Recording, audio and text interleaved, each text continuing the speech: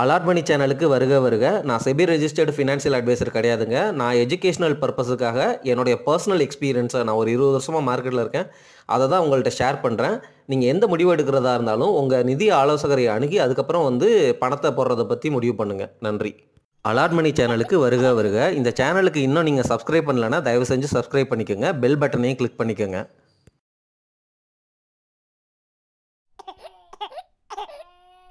இப்போதைய மார்க்கெட் சிச்சுவேஷனில் ரெகுலராக வருமானம் தரக்கூடிய, அதே சமயம் அதிகமாக வட்டி தரக்கூடிய தனிப்பட்ட பாண்ட்ஸ், அதாவது இண்டிவிஜுவல் பாண்ட்ஸு, அதாவது individual bank bonds, government guaranteed, state government guaranteed bonds, அது மட்டும் இல்லாமல் கார்ப்பரேட்னா ப்ரைவேட் கம்பெனிஸ் பாண்ட்ஸு, அதுக்கப்புறம் என்பிஎஃப்சினா ஃபினான்ஸ் கம்பெனி பாண்ட்ஸை பற்றி பார்க்கலாம்.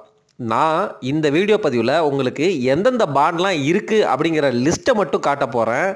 ஆனால் இந்த லிஸ்ட்டு நான் ஏன் கொடுக்குறேன் அப்படின்னா, நம்ம சப்ஸ்கிரைபர் ஒருத்தர் அவர் BBB ரேட்டிங் இருக்கிற ஜங்கு பாண்டு கூட வாங்கி அதிலிருந்து நான் மணி ஏர்ன் பண்ணுறேன், வாங்கிட்டு 2 வருஷத்தில் விற்றுருவேன் அப்படிங்கிற மாதிரி என்கிட்ட கமெண்ட்ஸ் போட்டிருந்தாரு. அதை பார்த்து நான் இம்ப்ரெஸ் ஆனேன். என்னென்னா, இவ்வளோ ரிஸ்க் எடுக்கக்கூடிய மக்கள் கூட நம்ம சப்ஸ்கிரைபராக இருக்கிறாங்களே அப்படிங்கிறத நினச்சி பெருமையாக இருந்தாலும் அவங்களுக்கு எதுவும் ஆயிடக்கூடாது அப்படிங்கிற கவலையும் எனக்குள்ளே இருக்குங்க. நான் சத்தியமாக இந்த லிஸ்ட் ஆஃப் பாண்டில் எதுவுமே நான் வச்சிருக்கலை. நான் இன்வெஸ்ட்டும் பண்ண மாட்டேன். என்னை பொறுத்த வரைக்கும் கிறிசில் AAA அப்படிங்கிற ரேட்டிங் இருந்து எனக்கு நம்பகத்தகுந்த பேங்காக இருந்தாலோ, இல்லை ஒரு பப்ளிக் செக்டர் கம்பெனியாக இருந்தாலோ, இல்லை ஒரு corporate company like Tata, TVS, L and T finance இந்த மாதிரி கம்பெனிஸாக இருந்தால் மட்டும்தான் நான் அவங்களுடைய பாண்டோ என்சிடியோ வாங்குவேங்க. நான் திருப்பி சொல்லிடுறேன், இந்த லிஸ்ட்டுங்கிறது நீங்கள் உண்மையிலுமே அதிக ரிஸ்க் டேக்கராக இருந்தால் மட்டும் இதை கன்சிடர் பண்ணுங்கள். இல்லாட்டி தயவு செஞ்சு இது வாங்காதீங்க. இந்த வீடியோ பதிவு உங்களுக்கு ஒரு எஜுகேஷனல் இன்ஃபர்மேஷன் பர்பஸுக்காக தான். இந்த பாண்ட்ஸ் எல்லாத்துலேயுமே ரிஸ்க் அதிகமாக இருக்குது. என்னதான் கவர்மெண்ட் கேரண்டீட் பாண்ட்ஸ்னாலும் உங்களுக்கு அந்த காசு கரெக்டான நேரத்தில் வருமானு தெரியாது. அதே போல் அந்த பாண்டோடைய பிரின்சிபல் நீங்கள் போடுற காசும் திருப்பி வருமா அப்படிங்கிறது தெரியாதுங்க.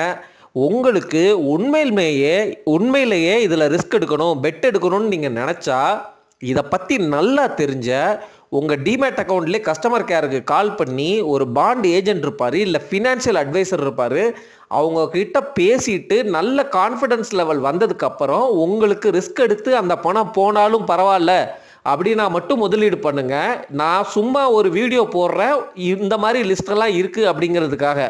நம்ம சப்ஸ்கிரைபர்ஸும் சிலர் இன்ட்ரெஸ்டடாக இருக்கிறாங்க, அதுக்காக இந்த வீடியோ போடுறேன். திருப்பி சொல்கிறேன், மறந்துடாதீங்க. சரிங்களா? நன்றி. இப்போ கரண்ட் மார்க்கெட்டில் அதிக வட்டி தரக்கூடிய ஒரு 6 top most interest yielding bank பாண்ட்ஸை பற்றி பார்க்கலாம். அது எல்லாமே பார்த்தீங்க அப்படின்னா உங்களுக்கு இந்த லிஸ்ட்டு தெரியுது. இப்போது ESAF small finance bank limited அப்படிங்கிற பேங்க் பாண்டு 28 February 2034 மெச்சூர் ஆகுது. இது புதுசாக வர்ற பாண்டு கிடையாது, ஆல்ரெடி ட்ரேட் ஆகிட்டு இருக்கிற எக்ஸிஸ்டிங் பாண்டு.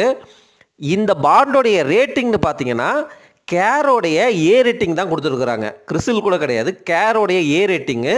இது செக்யூர்டு பாண்டா அப்படின்னு கேட்டால் கிடையாது. No secured bond, it's not a secured bond.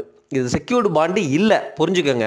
ஏன்னா செக்யூர்டு பாண்டுனா கொலேட்ரல் கொடுத்துருப்பாங்க. சப்போஸ் அந்த பாண்டில் உள்ள ப்ராஜெக்ட்டுக்கு ஏதாவது ஆனாலும், இல்லை அசலோ வட்டியோ கொடுக்க முடியலனாலும், டிஃபால்ட் ஆனாலும் அந்த கொலேட்ரலை விற்று அதுலேருந்து வர்ற காசை யாரெல்லாம் பாண்ட் ஹோல்டர்ஸோ அவங்களுக்கு டிஸ்ட்ரிபியூட் பண்ணுவாங்க.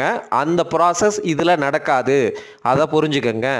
முக்கியமான விஷயம், இந்த பாண்டு ஒரிஜினலாக IPO வரும்போது 11.1% கூப்பன் ரேட், அதுதான் அவங்க தர வேண்டிய வட்டி. வருஷத்துக்கு இந்த 11.1% வட்டி தர்றேன் அப்படின்னு சொல்லி தான் வந்திருப்பாங்க.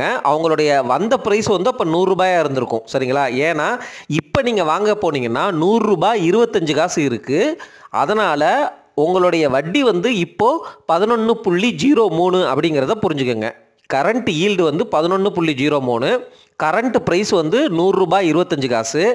நீங்கள் சப்போஸ் இந்த பாண்டை வாங்கி மெச்சூரிட்டி 28 February 2034 வரைக்கும் வச்சுருந்தா வருஷா வருஷம் உங்களுக்கு 11.03% வட்டி கிடைக்கும். மெச்சூரிட்டி முடிஞ்ச உடனே அந்த யூனிட் ப்ரைஸு ரூ. 100 தான் கிடைக்கும். ரூ. 100 25 காசுக்கு நீங்கள் வாங்கியிருந்தாலும் உங்களுக்கு அந்த ஒரிஜினல் ப்ரைஸ் எவ்வளவோ அதுதான் கொடுப்பாங்க அப்படிங்கிறத தயவு செஞ்சு புரிந்து கொள்ளவும். கவர்மெண்ட் கேரண்டின்னு போட்டிருக்காங்க. இது உண்மையிலுமேயே கவர்மெண்ட் கேரண்டீடா அப்படின்னு நீங்கள் டபுள் செக் பண்ணணும். இந்த பாண்டு எல்லாமே Kerala infrastructure investment fund board தரப்பட்ட பாண்டு, ஆல்ரெடி ட்ரேட் ஆகிட்டுருக்கு. இதுவும் செக்யூரிட்டி இல்லாத bond. India rating Acuite rating வந்து ஏஏ வச்சுருக்கிறாங்க. கூப்பன் ரேட்டு 9.49 வந்தாங்க ஐபிஓ ப்ரைஸில். இப்போது 9.78 இருக்குது. அதை வந்து நீங்கள் உங்கள் புரோக்கர்கிட்ட, உங்கள் ஏஜென்ட்கிட்ட, இல்லை உங்கள் ஃபினான்ஷியல் அட்வைசர்கிட்ட செக் பண்ணிக்கோங்க.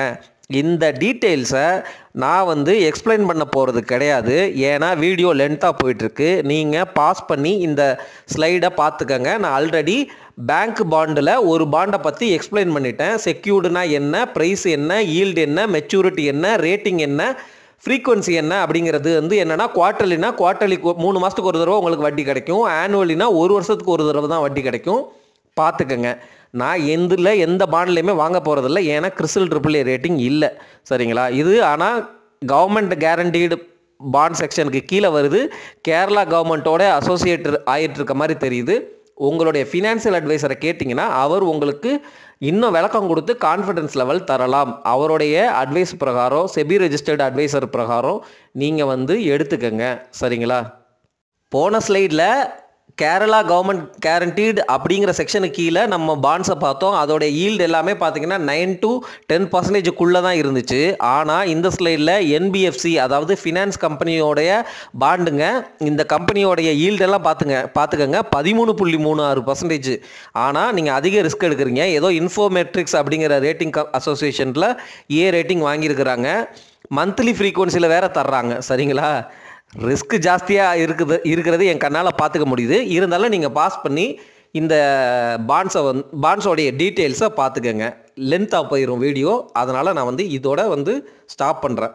இந்த செக்ஷனில் நம்ம கார்ப்பரேட் பாண்ட்ஸை பற்றி பார்க்க போகிறோம். கார்ப்பரேட்ஸ்னால் private companies, Tata motors, TVS, அது மாதிரி.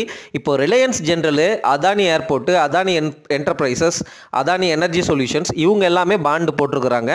அவங்களுடைய கரண்ட் ஈல்டு பார்த்துக்கோங்க, மெச்சூரிட்டி டேட் பார்த்துக்கோங்க. 2026 தான், இன்னும் 2 வருஷத்தில் தான் வந்து உங்களுக்கு மெச்சூர் ஆக போகுது. 11% ஈல்டு இருக்குது. 2028 அடுத்து 2034 கூட ஒன்று இருக்குது. சரி, இந்த டீட்டெயில்ஸை பார்த்துக்கோங்க. இதில் வந்து கம்பேர்ட் டு பேங்க் பாண்டு, சரி எல்லாமே ரேட்டிங் கொடுத்துருக்குறாங்க. நான் ஒன்றும் திருப்பி அதே சொல்ல விரும்பலை. இந்த லிஸ்ட்டையும் பார்த்துக்கோங்க. இதோட வீடியோவை முடிச்சுப்போம். நன்றிங்க. ஆனால் ரிஸ்க் ஜாஸ்தி. நான் இன்வெஸ்ட் பண்ண போகிறது கிடையாது, பண்ணவும் இல்லை. நன்றி.